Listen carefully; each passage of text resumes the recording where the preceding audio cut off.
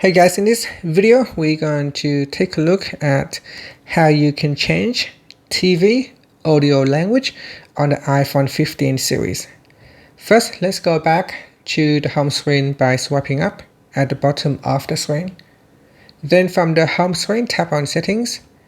Now in the Settings page, we scroll down, then tap on TV. Next, in Apple TV, we scroll down to the Audio section. Then tap on Audio Language.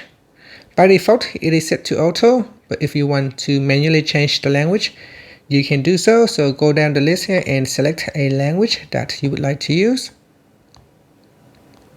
And that's it. So that is how you can change your Apple TV audio language on the iPhone 15 series.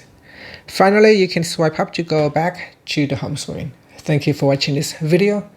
Please like and subscribe to my channel for more videos.